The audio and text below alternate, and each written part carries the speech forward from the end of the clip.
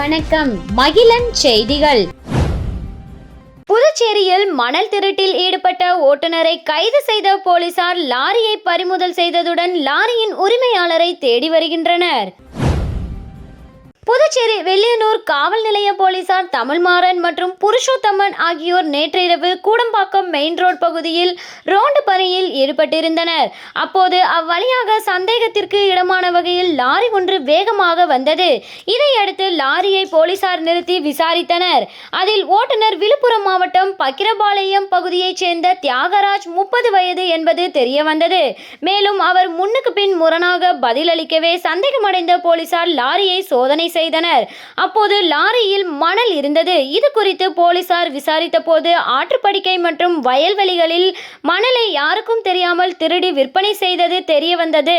இதையடுத்து காவல் தமிழ்மாறன் வில்லியனூர் காவல் நிலையத்தில் புகார் அளித்தார். அதன் பேரில் போலீசார் வழக்கு பதிந்து தியாகராஜை கைது செய்தனர். மேலும் லாரியை பறிமுதல் செய்து தலைமறைவான லாரி உரிமையாளரை தேடி வருகின்றனர். பணி நிரந்தரம் செய்ய வலியுறுத்தி 292 ஒப்பந்த ஆசிரியர்கள் 2 நாள் தொடர் உண்ணாவிரத போராட்டம். புதுச்சேரி அரசு ஆசிரியர் சங்கங்களின் ஒருங்கிணைப்பு குழு கௌரவ தலைவர் சேஷாசலம் தலைமையில் அண்ணா சிலை பழைய பேருந்து நிலையம் அருகில் 2 நாள் தொடர் உண்ணாவிரத போராட்டத்தில் ஆசிரியர்கள் ஈடுபட்டுள்ளனர்.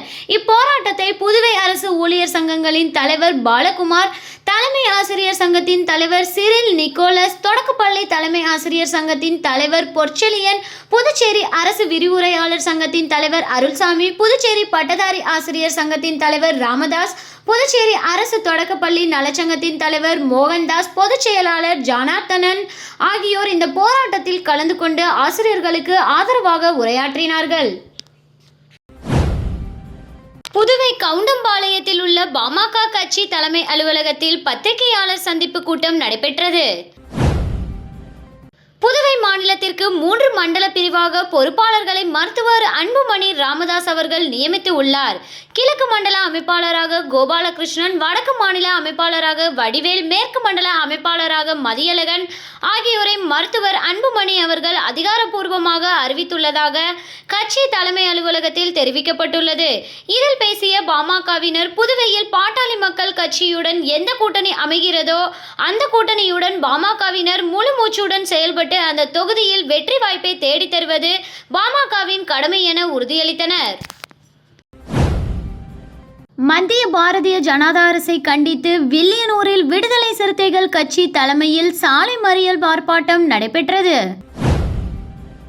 மத்திய பாரதிய ஜனதா அரசை கண்டித்து நாடு முழுவதும் அனைத்து தொழிற்சங்கங்கள் சார்பில் நேற்று வேலைநிறுத்த மறியல் போராட்டம் நடைபெற்றது.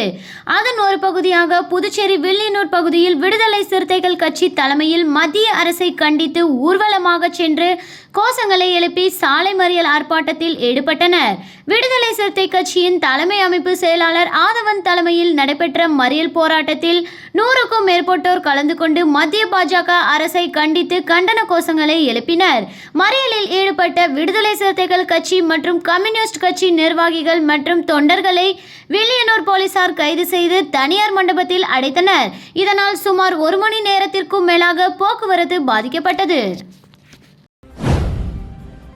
வில்லியனூர் திரு காமீஸ்வரர் ஆலய 4 மாட வீதிகளில் ரூபாய் 5.35 கோடி செலவில் வாய்க்கால் அமைக்கும் பணி எதிர்க்கட்சி தலைவர் சிவா தொடங்கி வைத்தார். வில்லியனூர் சட்டமன்ற தொகுதி வில்லியனூர் அருள்மிகு கோகிலாம்பிகை உடனுறை திரு காமீஸ்வரர் ஆலயத்தை சுற்றி உள்ள 4 மாட வீதிகளில் கழிவுநீர் வாய்க்கால் அமைக்க வேண்டும் என்ற பொதுமக்கள் மற்றும் பக்தர்களின் கோரிக்கையை ஏற்று பொதுப்பணித்துறை கட்டிடங்கள் மற்றும் சாலைகள் வடக்கு பிரிவு மூலம் ரூபாய் 5.35 கோடி நிதி ஒதுக்கீடு செய்து யூ வடிவ கழிவுநீர் வாய்க்கால் கட்டுமான பணிக்கு ஏழை மாரியம்மன் கோவில் அருகில் பூமி பூஜை நிகழ்ச்சி நடைபெற்றது.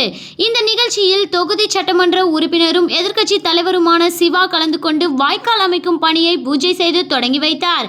இதில் பொதுப்பணித்துறை தலைமை பொறியாளர் வீரச்செல்வம், பொதுப்பணித்துறை கட்டிடங்கள் மற்றும் சாலைகள் வடக்கு பிரிவு செயற்பொறியாளர் வைத்தியநாதன், உதவி பொறியாளர் ஜலீல், இளநிலை பொறியாளர் தேவர், ஊர் முக்கியஸ்தர்கள் மற்றும் SMVபுரம் முருகன் கோவில் நிர்வாகிகள் கலந்து கொண்டனர். திருப்புவனை சட்டமன்ற தொகுதிக்குட்பட்ட விநாயகம்பட்டு கிராமத்தில் மேல்நிலை 2 லட்சம் கொள்ளளவு கொண்ட நீர்த்தேக்க தொட்டியினை முதல்வர் ரங்கசாமி திறந்து வைத்தார். புதுச்சேரி மாநிலம் திருப்புவனை சட்டமன்ற தொகுதிக்குட்பட்ட விநாயகம்பட்டு கிராமத்தில் கட்டப்பட்டுள்ள 2 லட்சம் கொள்ளளவு கொண்ட மேல்நிலை நீர்த்தேக்க தொட்டி திறப்பு விழா நடைபெற்றது. புதுச்சேரி யூனியன் பிரதேசத்தில் உள்ள அனைத்து கிராம பகுதிகளுக்கும் மேம்படுத்தப்பட்ட குடிநீர் வழங்குதல் திட்டத்தின் கீழ் மேல்நிலை நீர்த்தேக்க தொட்டியுடன் கூடிய இதர பணிகளுக்கான திட்டங்கள் தயாரிக்கப்பட்டு பொதுப்பணித்துறை பொது சுகாதார கோட்டம் கிராம குடிநீர் உட்கோட்டம் மூலம் செயல்படுத்தப்பட்டு வருகின்றன. பெருகி வரும் மக்கள் தொகையை கணக்கில் கொண்டு கிராமப்புறங்களில் நாள் ஒன்றுக்கு நபர் ஒருவருக்கு 55 லிட்டர் அளவுக்கு குறையாமல் தரமான குடிநீர் வழங்க அரசால் திட்டங்கள் மேற்கொள்ளப்பட்டு வருகின்றன. அதன் ஒரு பகுதியாக விநாயகம்பட்டு கிராமத்தில் நிலவும் குடிநீர் பற்றாக்குறையை போக்க 1.50 லட்சம் லிட்டர் கொள்ளளவு கொண்ட மேல்நிலை நீர்த்தேக்க தொட்டி மற்றும் 0.50 லட்சம் லிட்டர் கொள்ளளவு கொண்ட கீழ்நிலை நீர்த்தேக்க தொட்டியுடன் கூடிய குடிநீர் திட்டத்திற்கு மேற்கொள்ளப்பட்டுள்ளன. இத்திட்டத்தின் மதிப்பீடு தயாரிக்கப்பட்டு அதற்கான அரசின் ஒப்புதல் ரூபாய் 2.85 கோடி அளவில் பெறப்பட்டு இந்த பணிகள் கீழ் புதியதாக மேல்நிலை நீர்த்தேக்க தொட்டி, கீழ்நிலை நீர்த்தேக்க தொட்டி, மின் மோட்டார் மற்றும் புதிய குடிநீர் விநியோக குழாய்கள் அமைத்தல் போன்ற பணிகள் மேற்கொள்ளப்பட்டது. இதில் குடிநீர் திட்டத்திற்கான பல்வேறு பணிகள் முடிக்கப்பட்டு புதுச்சேரி முதல்வர் ரங்கசாமி தலைமையில் பொதுப்பணித்துறை அமைச்சர் லட்சுமி நாராயணன் மற்றும் திருப்புவனை தொகுதியின் சட்டமன்ற உறுப்பினர் அங்காளன் ஆகியோர் முன்னிலையில் திறப்பு விழா நடைபெற்றது. இவ்விழாவில் தலைமைச் செயலர் சரத் சவுகான், பொதுப்பணி செயலர் முத்தம்மா, பொதுப்பணித்துறை தலைமை பொறியாளர் வீரச்செல்வம் உட்பட அதிகாரிகள், பொதுமக்கள் திரளாக கலந்து கொண்டனர். அரசு அதிகாரிகளை பணி செய்ய விடாமல் தடுத்ததாக பொதுப்பணித்துறை ஊழியர்கள் மீது போலீசார் வழக்கு பதிந்தனர். புதுச்சேரி பொதுப்பணித்துறை வவுச்சர் ஊழியர்கள் பணி நிரந்தரம் வழங்க வேண்டும் என வலியுறுத்தி மறைமலையடிகள் சாலையில் மறியல் போராட்டம் நடத்தினர். அப்போது அரசு நிகழ்ச்சியில் பங்கேற்க சென்ற முதல்வர் ரங்கசாமியை முற்றுகையிட முயன்ற சிலரை போலீசார் தடியடி நடத்தி கலைத்தனர். இதில் 5க்கும் மேற்பட்டோர் காயமடைந்து புதுச்சேரி அரசு மருத்துவமனையில் சேர்க்கப்பட்டனர். இச்சம்பவம் குறித்து உருளையன்பேட்டை இன்ஸ்பெக்டர் கார்த்திகேயன் அரசு ஊழியர்களை பணி செய்ய விடாமல் தடுத்தது உள்ளிட்ட 5 பிரிவுகளின் கீழ் 10 பேர் மீது வழக்கு பதிந்தார். இதில் போராட்ட ஒருங்கிணைப்பாளர் சரவணனை போலீசார் நேற்று கைது செய்தனர்.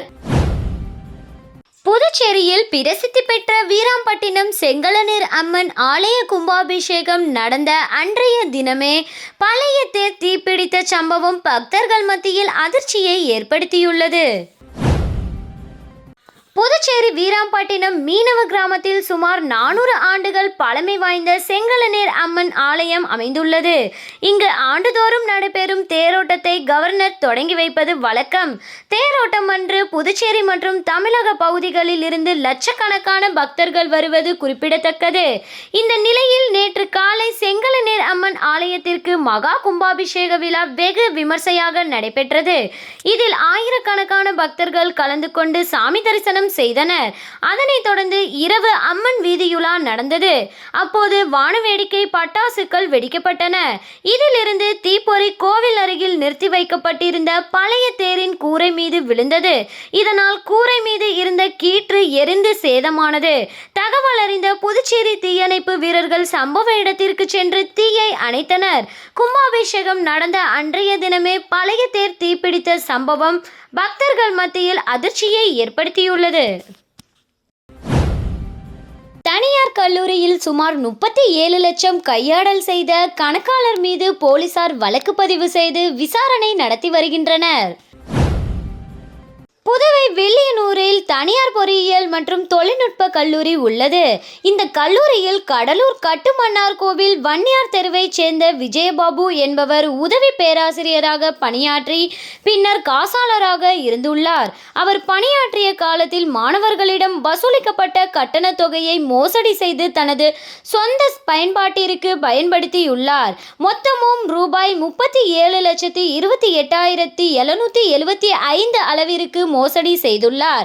முழுமையாக அவர் மாணவர்களிடம் கட்டணம் வசூல், கணக்கு பதிவுகள், ரசீது மற்றும் பில் வழங்கல் உள்ளிட்ட அனைத்தையும் அவரே கவனித்து வந்ததால் பண மோசடி குறித்து மற்றவர்களுக்கு தெரியாமல் போய் உள்ளது. அவர் பொறுப்பில் இருந்து கடந்த நவம்பர் மாதம் விடுவிக்கப்பட்டுள்ளார். அதன் பிறகே பணம் கையாடல் செய்தது தெரியவந்தது. இது குறித்து கல்லூரி முதல்வர் குருலிங்கம் மங்கலம் போலீசில் புகார் அளித்துள்ளார். போலீசார் வழக்கு பதிவு செய்து விசாரணை நடத்தி வருகின்றனர். நகராட்சி அமைப்புகளுக்கு அதிகாரம் அளிக்கும் 74வது அரசியலமைப்பு திருத்தச் சட்டத்தை புதுச்சேரி அரசு முழுமையாக அமல்படுத்தவில்லை என்று இந்திய கணக்கு தணிக்கை குழு தலைவரின் அறிக்கை சுட்டிக்காட்டியுள்ளது.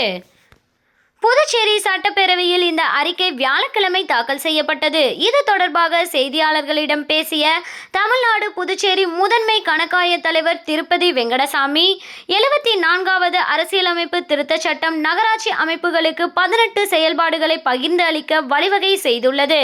ஆனால் புதுச்சேரியில் இச்சட்டம் 4 செயல்பாடுகளை மட்டுமே பகிர்ந்து அளித்து அமல்படுத்தியுள்ளது. அதனால் இந்த திருத்தச் சட்டம் முழுமையாக இங்கு அமல்படுத்தவில்லை. மேலும் புதுச்சேரியில் 2006ஆம் ஆண்டுதான் நகராட்சி அமைப்புகளுக்கு தேர்தல் நடந்தது. இதில் தேர்ந்தெடுக்கப்பட்ட மக்கள் பிரதிநிதிகள் 2011ஆம் ஆண்டு வரை பதவியில் இருந்தனர். அதற்கு பிறகு இந்த தேர்தல் நடத்தப்படவில்லை. மேலும் புதுச்சேரியில் உள்ள நகராட்சி அமைப்புகள் சொந்த வருவாயை பெருக்காமல் புதுச்சேரி அரசின் வருவாயை சார்ந்து இயங்கி வருகின்றன. பெண்கள் மற்றும் குழந்தைகள் மேம்பாட்டுத்துறை முதியோர் ஓய்வூதியத்துக்கான விண்ணப்பங்களை மின்னணு முறையில் பெறாதது தவறு என்பதை சுட்டிக்காட்டியுள்ளோம். மேலும் புதுச்சேரி காரைக்காலில் இறைச்சி கூடங்களை பராமரிப்பதில் பல குறைபாடுகள் இருப்பதையும் குறிப்பிட்டுள்ளோம் என்றார் திருப்பதி வெங்கடசாமி. பேட்டியின் போது புதுச்சேரி அலுவலகத்தின் தலைமை அதிகாரி சுகேந்திரன் உள்ளிட்ட அதிகாரிகள் உடனிருந்தனர். இத்துடன் மகிழன் செய்திகள் நிறைவடைந்தன. நன்றி.